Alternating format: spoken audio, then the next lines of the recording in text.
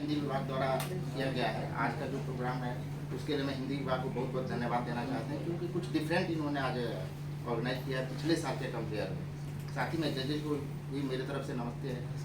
और ये जो मैंने टॉपिक चुना है सौर ऊर्जा का लाभ, आज के समय में भारत सरकार से लेकर पूरे वर्ल्ड इस टॉपिक के पीछे और इस सौर ऊर्जा का लाभ के पीछे मतलब एकदम पड़ा हुआ है कि कैसे कौन सा देश है जो आगे जाए। और अभी हम थोड़ा सा जस्ट एनर्जी के बारे में आपके सामने बैठिए।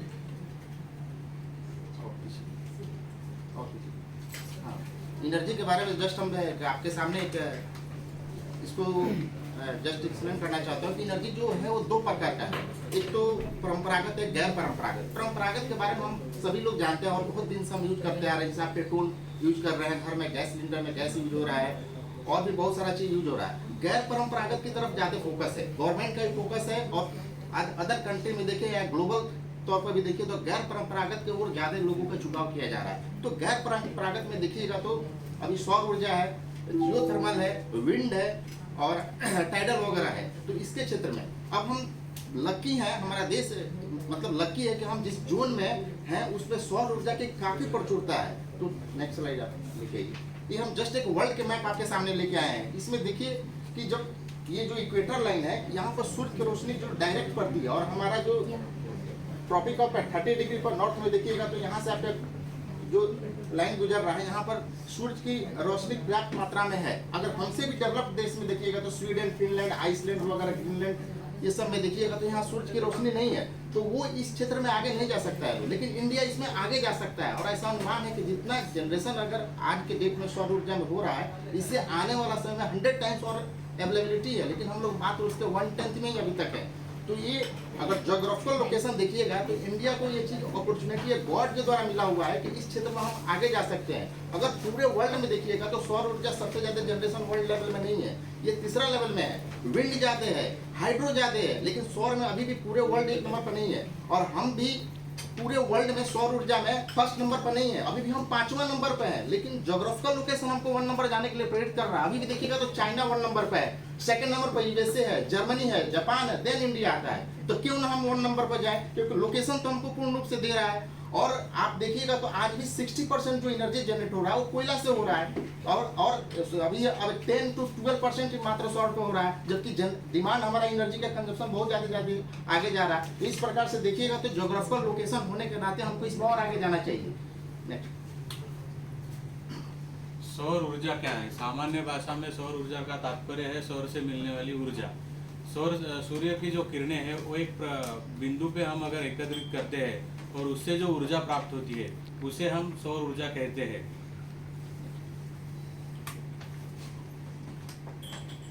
अगर हम इसमें देखिएगा तो भारत सरकार की तरफ से इस पर काफी ये है। हाँ भाई, कुछ ही दिन पहले जो COP27 जो समिट हुआ था मिस्र में, उसमें मोदी जी गए थे और उनमें एक डिक्लेरेशन हुआ वर्ल्ड लेवल पर, जिसमें से अमेरिका पीछे हट गया। उसमें डिक्लेरेशन ये हुआ है कि 2030 तक आपका 2030 तक जो कार्बन इमिशन है उसको 50% पर लेके आना है और 2070 तक जब हम जाएंगे तो उसको 0 कर देना है। तो ये तभी संभव होगा जब हम सौर में आगे जाएंगे। करंट लेवल में देखिएगा तो हम 500 गीगा विस्तारित करने के 2030 तक मेरा टारगेट है और ये 2030 लक्ष्य करने के पूरा करने के लिए 40 गीगावाट वार्षिक सौर क्षमता का हासिल करने के राह पर अब हम लोग हैं। तो जो ग्लोबल जो एक दबाव बनाया जा रहा है कि जो टेम्परेचर हर साल ज्यादा जा रहा है, इसको रिड्यूस करने के लिए कार्बन इमिशन कम हो, उस क्षेत्र में एक देखिएगा तो 2070 तक हर जो डिक्लेरेशन में साइन किए हैं जो भी कंट्री, उन लोगों को ये दबाव दिया गया कि 2070 तक कार्बन इमिशन आप 0 कर दीजिए। तो सौर ऊर्जा के क्षेत्र में अगर जब तक हम आगे मतलब नहीं जाएंगे तब तक वो मेरा एक टारगेट अचीव नहीं होगा। सौर ऊर्जा के क्या लाभ है? ये जो आप देख सकते हैं डिस्प्ले पे कि सौर ऊर्जा के क्या क्या लाभ है।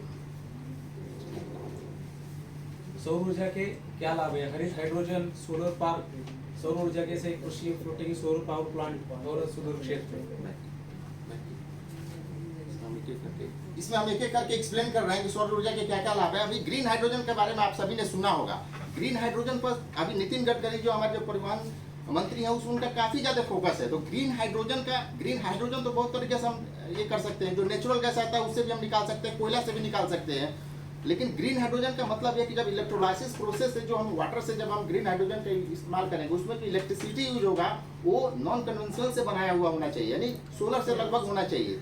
ऐसा नहीं कि हम कोयला से थर्मल से बना रहे हैं और वही यूज कर रहे हैं ग्रीन हाइड्रोजन में। तो ये टारगेट जब तक तब तक अचीव नहीं होगा जब तक हम सौर ऊर्जा के क्षेत्र में आगे नहीं जाएंगे। नेक्स्ट हम सोलर पार्क, अभी देखिए राजस्थान में वर्ल्ड का सबसे बड़ा सोलर पार्क लगभग जोधपुर में, और इसके अलावा उससे भी बड़ा मध्य प्रदेश में लगने जा रहा है। तो सोलर पार्क, और गुजरात में भी अभी कुछ दिन पहले अडानी कंपनी ने एक डिक्लेरेशन किया है। तो इस प्रकार से देखिएगा तो ये सब भी अगर जितने ज्यादा सोलर पार्क वगैरह जनरेट होंगे तो वहाँ के आसपास इलाके में सोलर से मतलब जो एनर्जी की डिमांड है वो पूरा होंगे। नेक्स्ट जब आप देखिए तो सौर ऊर्जा में कृषि, अभी देखिए आप सुदूर क्षेत्र में देख रहे हैं बहुत लॉन्ग डिस्टेंस में अगर छोटा खेत है तो उस वहाँ के लिए आप डिस्ट्रीब्यूशन कंपनियां वहाँ तक आपको वायर नहीं देगी क्योंकि उसको बहुत ज़्यादा लॉस है। तो इसलिए आप पीएम कुसुम योजना आपने नाम सुना होगा। पीएम कुसुम योजना का मतलब यह है कि सरकार हाईली सब्सिडाइज रेट में आपको पंप ऐसा निकाल के दे रहा है जो सोलर से चलेगा। तो सुदूर क्षेत्र में जो कृषि प्रभावित होती थी वहाँ डिस्ट्रीब्यूशन कंपनी को उनको मुनाफा चाहिए तो वहाँ तक वो वायर डाल के नहीं देते थे, जिसके कारण कृषि डिस्टर्बेंस होती थी। वो भी पीएम कुसुम योजना के चलते, सोलर के चलते वहाँ भी कृषि का बिना डिस्टर्बेंस के आपका आगे बढ़ रहा है। नेक्स्ट आप देखिए तो सौर ऊर्जा में कृषि हो गया। फ्लोटिंग पावर, अभी आपको सबसे पहले मैं आपको बताना चाहूँ केरला में और रामाकुंडम तेलंगाना में या 100 मेगावाट के एनटीपीसी ने सोलर फ्लोटिंग लगा दिया। सोलर फ्लोटिंग का सर मतलब ये है कि आपका 500 एकड़ में अगर तालाब है उसके ऊपर से उन्होंने सोलर फ्लोटिंग लगा दिया। उससे दो फायदा हो रहा है, एक तो सर इलेक्ट्रिसिटी जनरेट हो रहा है, दूसरा ये हो रहा है कि जो इवोपरेशन होता था वो इवोपरेशन रुक गया। मतलब ऐसा नहीं कि पानी भी धीरे धीरे मतलब वेस्ट हो रहा है, और मछली के और जितना भी एक्वेटिक एनिमल्स उन लोगों के लिए भी डेंजर होता था टेम्परेचर को मेंटेन करने में, तो वो भी प्रॉब्लम अभी सॉल्व हो गया। तो और सोलर फ्लोटिंग धीरे धीरे हर स्टेट आपका अपना रहा है। जहाँ पर मतलब जो कोई यूज नहीं था, जो नहरें थी, कैनल्स थी, उसके ऊपर भी लोग सोलर फ्लोटिंग का ये बना के और इलेक्ट्रिसिटी जनरेट कर रहा है। सुदूर क्षेत्र का मेरे का कहने का मतलब ये है कि आप नॉर्थ ईस्ट में सर चले जाइए, वहाँ कोई लॉन्ग डिस्टेंस तक कोई आपका इलेक्ट्रिसिटी नहीं है मजबूरी में, क्योंकि डिस्ट्रीब्यूशन कंपनियां वहां तक वायर कुछ नहीं डाल रहे क्योंकि उनको लॉसेस है। तो उस क्षेत्र में देखिएगा तो सोलर ही उनके घर में टीवी, फ्रिज और जो भी लाइट की है वही उनके पास मजबूरी में उनके पास है।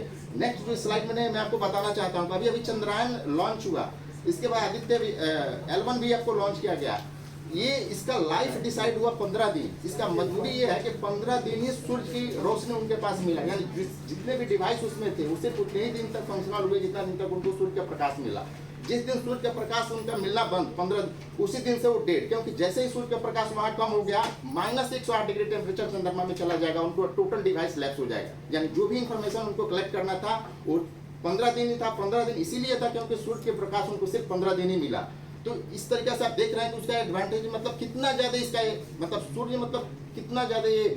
तीसरी चीज, जितनी भी हाई ग्रिड सब स्टेशन आपका गया है 765 kV, वहां पर आप देखिएगा कि प्लेन आके न टकराए इसलिए रेड कलर का लाइट जलता है। तो वहां भी देखिएगा तो सोलर लगाया गया है। इसका रीजन है कि 765 kV को 220 में कन्वर्ट नहीं कर सकते। ऐसा नहीं कि ट्रांसफार्मर लगा दे और जहां वायर गया वहां हम ट्रांसफार्मर लगा रहे हैं, वहां पर भी सोलर पैनल लगाया गया। तो इस तरीके से देख रहे हैं कि वो जस्ट एक एविएशन लाइट जहां जल रहा है वहां भी आपका सोलर पैनल लगाया गया ताकि वहां पर कोई प्लेन वगैरह गुजरे तो उसमें टकराए नहीं। Next slide. ये आप अभी कुछ दिन पहले प्रधानमंत्री मोदी ने जब गुजरात में गए थे तो मोहसाना गांव था, वो गांव ऐसा फर्स्ट गांव हो गया पूरे इंडिया में जहां 24 आवर जितने भी इलेक्ट्रिसिटी की डिमांड है वो सब सोलर से प्राप्त हो रहा है। तो क्यों गुजरात का मोहसाना और दूसरा गांव इसमें भी और शामिल हो सकते हैं, तो धीरे धीरे और गांव भी इसमें शामिल होते जा रहे हैं। और अभी हम सर कुछ लोगों ने यहाँ पर बताया कि जो इसका पर यूनिट कॉस्ट है वो ज्यादा है। पर यूनिट कॉस्ट ज्यादा नहीं, कैपिटल कॉस्ट ज्यादा है। जब शुरू में आप इंस्टॉल कीजिएगा इट इज वेरी कॉस्टली, उसके बाद जो इसका जो जनरेशन है वो काफी कम है। और कंपेयर कीजिएगा थर्मल पावर प्लांट से कंपेयर टू द सोलर तो उससे 30% कम है। अगर ₹2.85 पर यूनिट जनरेशन अगर थर्मल का है तो इसका 2.2 है। तो इस तरीके से देखिएगा तो इसका कॉस्ट भी कम है। अगर आप जैसे आपसे कोई चाहिए, अगर कोई बोल रहा है कि हम सोलर से जनरेट करके दे रहे हैं, कोई बोल रहा है हम थर्मल से दे रहे हैं, तो मुझे इससे मतलब नहीं है कि सोलर से दीजिए चाहे थर्मल से या गैस पे, मुझे तो रेट कम होना चाहिए। तो इस प्रकार से देखिएगा तो आने वाला समय में वो सब कंपनियां आगे जाएगी जो सोलर से जनरेट करेगा, क्योंकि इसका पर unit cost with compare to the gas thermal काफी कम है। अभी जो हम फ्लोटिंग पावर है आपके सामने जो चर्चा किए थे वही इसमें लिखा गया है, क्योंकि फ्लोटिंग पावर का सरकार की तरफ से भी काफी ये आ रहा है कि इस पर आगे चल के और भी जितने भी आपका पॉन्ड वगैरह उसमें भी सब में फ्लोटिंग पावर लगाया जाए। नेक्स्ट, अभी कोप 27 जो हुआ था मिस्र में, उसके बाद अब होने वाला है आपका यूएई में, तो दुबई में लगभग होने जा रहा है। तो इसमें भी ये टारगेट जो दिया गया उसका मुआयना किया जाएगा कि कार्बन क्रेडिट में कौन कौन सा देश है। जैसे हमारा देश है, अगर ज्यादा कार्बन इमिशन कर रहा है और आपका भूटान कम कर रहा है तो आपको उतना पैसा देना पड़ेगा, क्योंकि हम एक ग्लोबल तौर पर है। ऐसा नहीं कि हम ज्यादा इमिट कर रहे हैं और आपका जो इंटरनेशनल लेवल का जो ऑर्गेनाइजेशन वो आपको छोड़ देगा। जितना आप ज्यादा इमिट कीजिएगा उतना आपको पैसा देना पड़ेगा और वो पैसा क्रेडिट के तौर पर जाएगा भूटान में। तो इस तरीके से एक ग्लोबल भी ये लगाया जा रहा है ताकि कार्बन इमिशन में कमी आ जाए।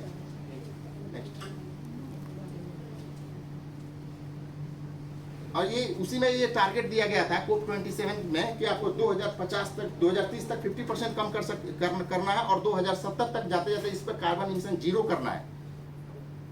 धन्यवाद। आपका कोई अगर सवाल वगैरह हो तो